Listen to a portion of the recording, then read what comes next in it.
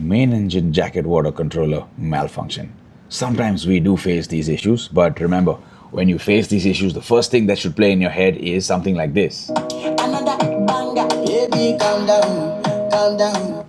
That's for the fun part of it. But anyway, we should not stress, we should not pressurize, and we, especially as seniors, should never ever push around the juniors during this period. So what we need to do is just go down to the controller. Sometimes you might have the Japanese version, the Nakakita, the pneumatic ones, but in this case we have another brand. So just open the controller, feel, look for air leaks. So that could be the first malfunction in this. Or if you have a completely electronic one, there could be a power down. So open it, look for the air leaks. So when we went down, I could feel an air leak there.